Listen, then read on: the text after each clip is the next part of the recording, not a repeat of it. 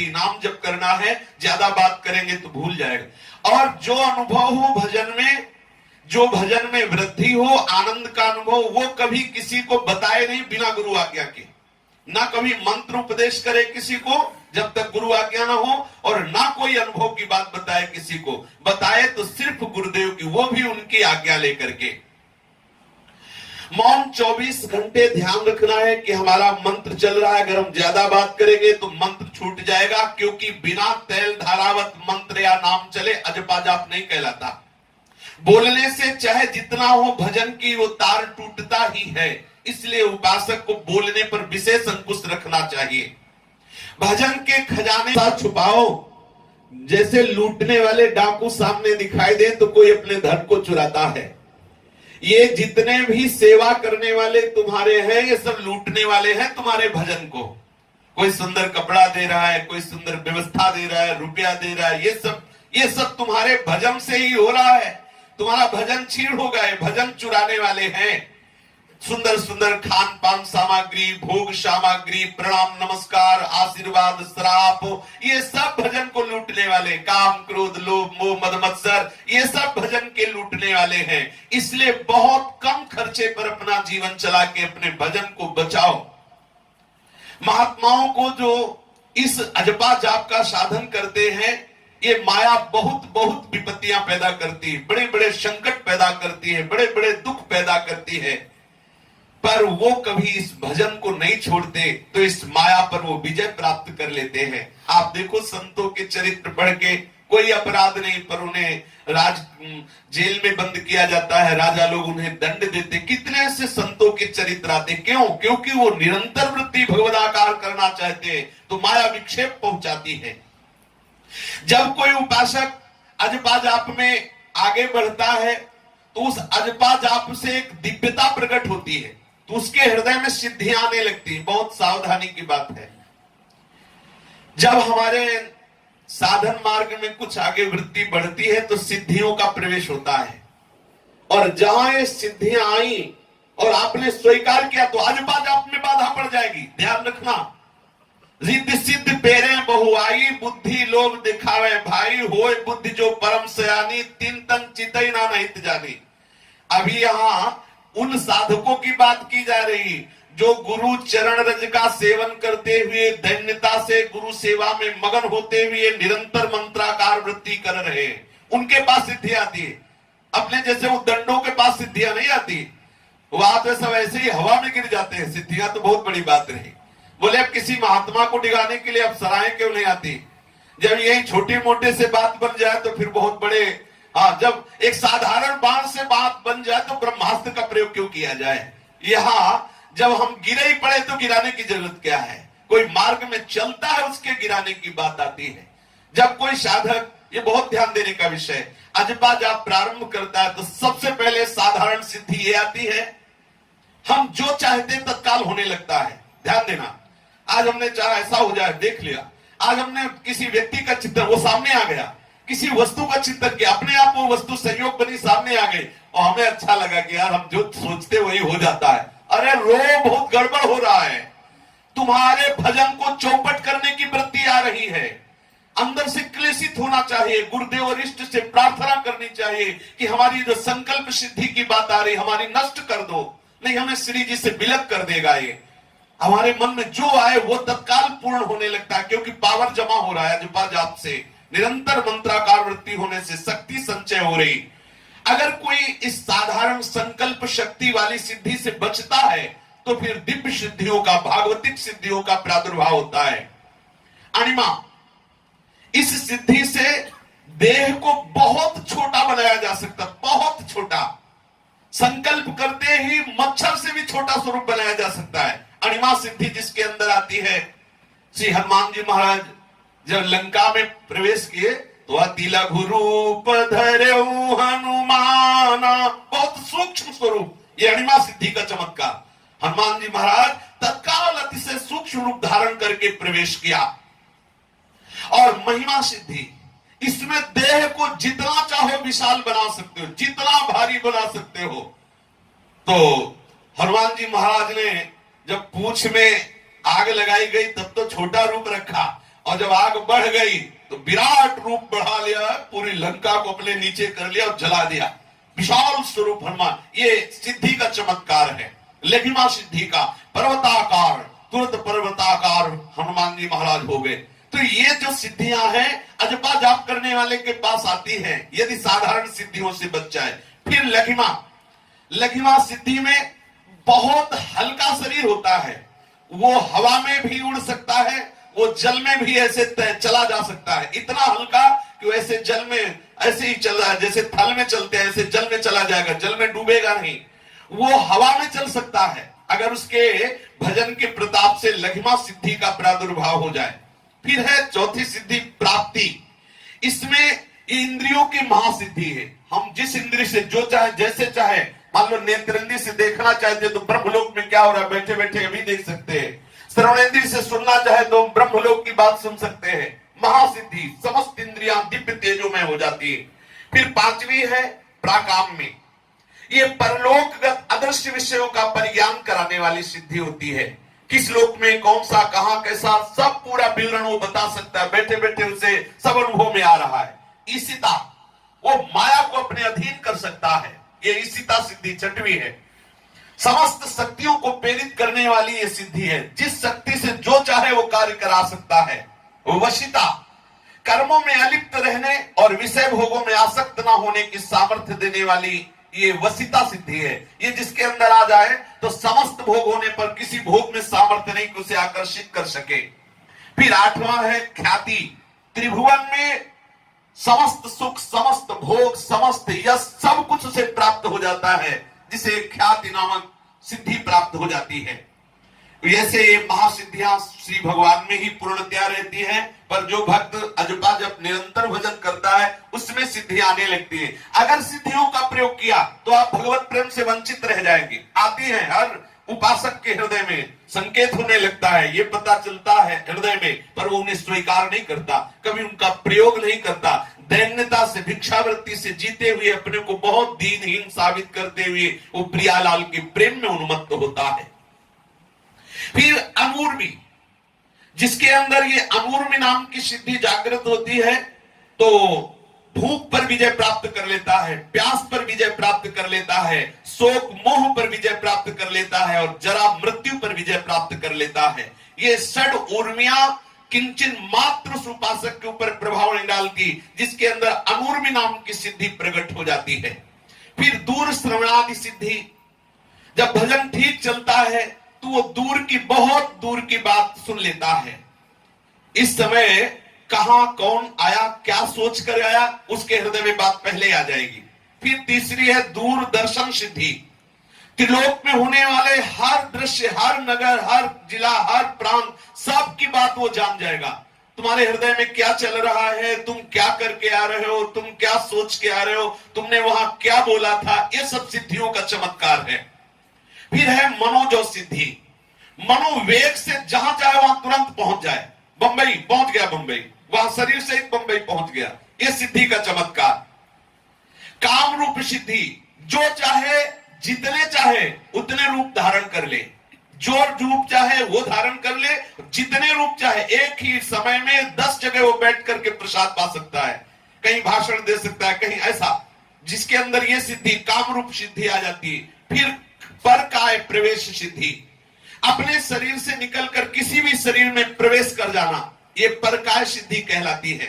फिर स्वच्छंद रमण सिद्धि, स्वच्छंद मरण सिद्धि, जब चाहे तो मरे, जब चाहे तो, अगर वो ना चाहे तो अपने शरीर को ना छोड़े, ऐसी भी सिद्धियां।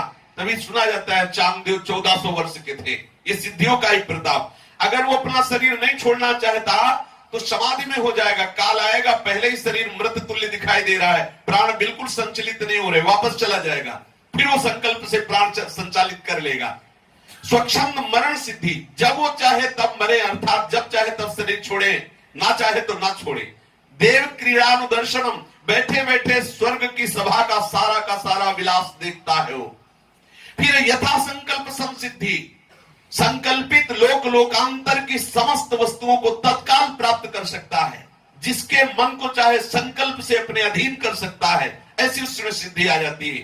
फिर अप्रतिह गति, अप्रतिहत गति, जिसको जो आज्ञा कर दे, चाहे जितना बड़ा राजा हो, चाहे जितना बड़ा महाराजा हो, चाहे जितना बड़ा बलि हो, उसकी आज्ञा उल्लंघन नहीं कर सकता, जिसके अंदर ये सिद्धि आ जाती है।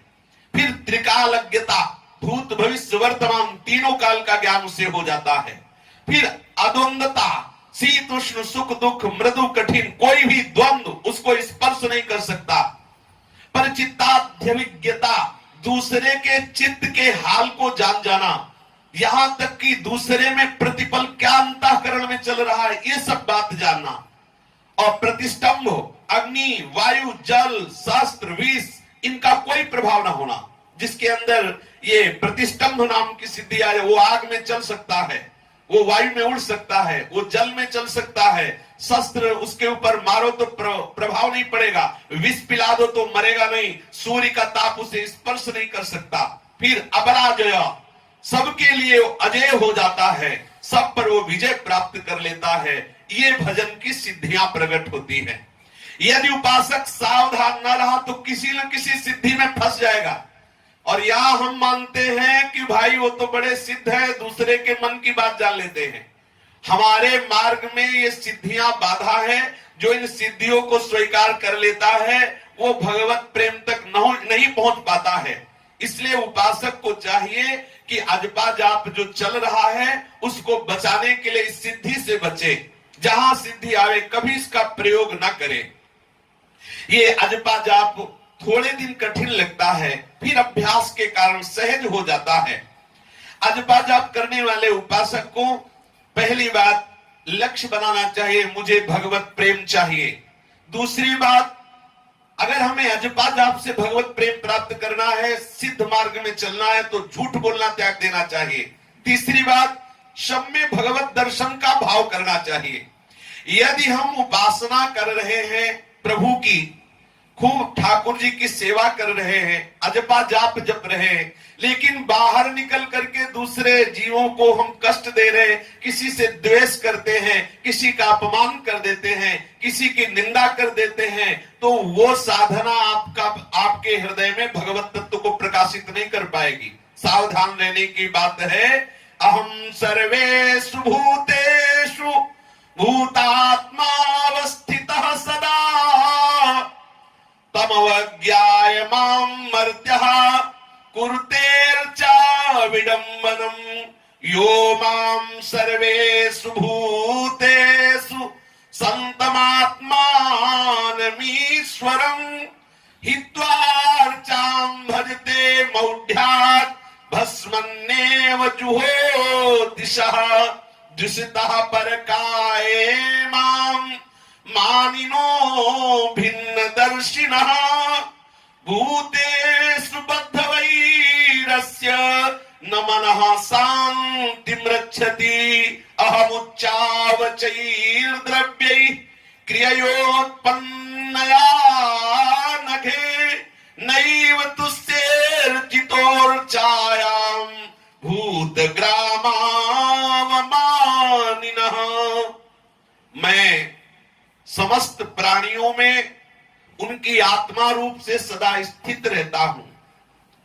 मेरे आत्मा स्वरूप को ना जानने वाला जो केवल मेरी मूर्ति की खूब सेवा पूजा करता है और बाहर निकलकर सबकी आत्मा के रूप में विराजमान मुझ श्री कृष्ण का अपमान करता है, तिरस्कार करता है, द्वेष करता है, निंदा करता है, हिंसा करता है, तो उसकी मेरे अर्चा विग्रह की हुई सेवा ऐसी राख के समान है जैसे हवन किया जाए पर आग में नहीं राख में हवन किया जाए। तो क्या फल होगा? बहुत ध्यान देने का विषय है। यदि आप अपने मार्ग में सिद्धावस्था में पहुंचना चाहते हैं प्रभु के चरणारविंद के प्रेम में, तो चराचर को समदर्शिता भगवत भाव से प्रणाम करो। किसी की भी निंदा मत करो, अजात शत्रु बनो, किसी से भी शत्रुता मत करो, किसी का तिरस्कार मत करो। तुम्हारा कोई निंदा तिरस्कार अपमान करे तो सह जाओ चुपचाप। यदि आपने किसी का भी अपमान किया, तिरस्कार किया, निंदा की, तो स्वयं भगवान कह रहे कि जो एक शरीर में अभिमान होने के कारण अपने को अलग समझता है और दूसरे शरीरों में मैं स्थित हूं, मुझसे द्वेष करता है, मेरे प्रति वैर भावना करता है, उस पुरुष का मन कभी शांत नहीं हो सकता। जो मनुष्य प्राणियों का अपमान करता है वो बहुत अच्छी से अच्छी वस्तुओं द्वारा मेरी पूजा करे तो भी मैं उसके ऊपर प्रसन्न होने वाला नहीं। ये ध्यान देने का विषय है। इसलिए अजपा जाप करने वाले उपासक को समदर्शत्व, सबके प्रति भगवत भाव रखने की दृढ़ता रखनी, सब में हमारा प्रीतम विराजमान है। फिर वासना रहित होना। अजपा जाप का साधन करने वाले उपासक को वासना बहुत सताती है, क्योंकि प्रारंभ में हम अनंत जन्मों से विषय वासना में भटकते आए हैं। तो जब हम भजन में लगते हैं तो मन खिंचता है भोगों की तरफ, थोड़ा उस समय सहना पड़ेगा। यदि आप टूट गए तो फिर आप ऊपर चढ़ाई नहीं चढ़ पाएंगे निरंतर नाम जप की। थोड़ा धैर्यवान बनिए। धैर्य तभी आपके हृदय में होगा जब लक्ष्य बनेगा। अरे एक साधारण 350 रुपए का लक्ष्य बनता है तो लेबर गालियां सहता है और धूप में कष्ट सहकर, जब हम निकलना भी नहीं चाहते ऐसी धूप में वो तसला में ईंट आदि रखकर देता है। सोचो 300 रुपए 400 रुपए का केवल लक्ष्य रखने वाला कितना कष्ट सह रहा है। एक किसान जब अन्न का लक्ष्य बना लेता है तो भीषण सर्दी में जब कोई नहीं निकलना चाहता रजाई से, तब वो पानी में खड़ा हुआ गेहूं की फसल को सींचता है। हम जब लक्ष्य बना लेंगे प्रियालाल का तो काम क्रोधादि लोभ आदि सहना हमारे लिए सरल बात हो जाएगी।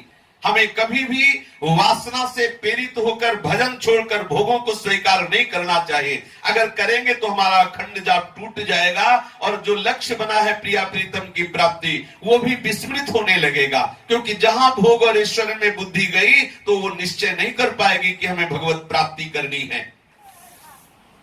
अनन्य भक्ति के द्वारा निरंतर चिंतन करते हुए हमें प्रियालाल के चरणों तक पहुंचना। जब तक वो चरण हमें ना मिले तब तक हमें किसी भी जगह विश्राम नहीं मानना। ध्यान देने का विषय, हमें जब तक प्रियालाल के चरण न मिल जाए तो जैसे हनुमान जी महाराज कहते हैं, राम काज कीन्हे बिनु मोहि कहां विश्राम। और अपने लोग तो ऐसे हैं कि जा रहे हैं राधा वल्लभ जी के दर्शन करने, अगर बीच में कोई तमाशा हो रहा तो वही देखने लगे। अरे देखने क्या निकले हो? राधा वल्लभ जी, बस सिर्फ राधा वल्लभ जी को देखना, बीच में रुकना नहीं। ऐसी बाजार आपके सामने लगाई जाएगी जिससे आप राधा वल्लभ जी तक ना पहुंच पावे। ध्यान रखना, माया हर वो विषय तुम्हें फ्री देगी जो तुमने पीछे चाहा है, क्योंकि आप प्रभु से मिलने जा रहे हो। किसी भी विषय को छू मत लेना। अगर छू लिया, संयोग आपने स्वीकार कर लिया तो बाधा पड़ जाएगी, आप श्री जी तक नहीं पहुंच पाएंगे। ये वासना उपासना को हर पल रोकने का प्रयास करेगी और जिस समय निरंतर भजन होने लगा फिर वासना जल जाती है। भजन के प्रभाव से दुर्वासना रह ही नहीं जाती है। जब आप अजपा जाप में निरंतर नाम जप में लगेंगे तो आपका मन आपको घुमा घुमा के संसार के भोग दिखाएगा। बहुत एकाग्रता से श्रवण करें, कोई प्रश्न नहीं रह जाएगा। जब आप भजन में तन्मयता धारण करना शुरू करेंगे तो मन आपका घुमा घुमा के विषय भोग चिंतन कराने की चेष्टा करेगा। हर वो भोग सामग्री आपको दिखाएगा, आकर्षण कराएगा और हृदय में एक क्षोभ पैदा होगा कि अरे हम तो भजन में लग गए, अभी ये भोग तो भोगे नहीं, अगर ये भोग मिल जाता तो बढ़िया है, फिर हम शांति से भजन करते। तो आपको क्या करना है? आपको बार बार घुमा घुमा के मन को उसी मंत्र में लगाना है। दोनों का युद्ध है। मन आपको घुमा के मंत्र में जहां आप मन को लगाया तो थोड़ा लग के घुमा के विषय दिखाएगा। आप तैयार रहे, बिल्कुल कमर कसे, जैसे अखाड़े में दो पहलवान लड़ते हैं ना, बिल्कुल जोड़ का युद्ध है। आप हरि बल के बलवान होकर, हरि बल से बलवान होकर ये मन आपको परास्त करेगा, क्योंकि ये भी हरि बल से युक्त है। दोनों एक ही गाय का दूध पिए हैं, अंतराय नहीं है, और वो भी अजय है और आप भी अजय हैं, क्योंकि हरि के अंश है। आप कोई साधारण थोड़ी है। अगर वो इंद्रियाणाम मनश्चामी तो जीव रूप में स्फुरित कौन हो रहा है? श्री कृष्ण का ही अंश। परास्त मत होना। ये जब मन आपको घुमा के विषय में लगाए तो तत्काल आप इसे घुमा के नाम में लगा दीजिए। आप बार बार इसे घुमाते रहेंगे, इसकी चलने ना दीजिए, तो एक दिन ये हार जाएगा। जब हार जाएगा तो हारे को हरिनाम ये जपना प्रारंभ कर देगा। हम मन से कभी हारे ना, बिल्कुल ध्यान देने योग्य बात है। कच्चे उपासक फिसल जाते हैं कि अब तो जीना मुश्किल है। उपासक तो ऐसा भी कहते हैं कि हमें लगता है कि मरना ही पड़ेगा, क्या बहुत जला रहा है मन। अरे वो मर रहा है, तुम काहे को मरे हुए? मर रहा है वो जिसे हमें मारना। मन मारे आप तन ना हुआ भरम सब दूर, बाहर से कछ दिखत नाही अंदर चमके नूर, आपो त्याग जगत में बैठे नहीं किसी से काम, उनमें तो कछ अंतर नाही संत कहो चाहे राम। ये स्थिति लानी है। अब मन मर रहा है, घबराना मत। उपासक जो घबरा रहा है वो मन को साथ दे रहा है, तुम मन से अलग हो जाओ। मन मर रहा है, मन निर्विषय हो रहा है और मन प्रभु के आने का मंदिर बन रहा है। आप शांत रहिए, थोड़े दिन उपासना में थोड़ा सा ये जलन सह लीजिए। जलन भी अविवेक के कारण है। यदि आप विवेक से आप दृष्टा बने तो आप नहीं जलेंगे, वो मन चल रहा है जो वासना में है। दूसरा, जब हम सत्य मार्ग में चल रहे हैं तो हम झूठ क्यों बोले?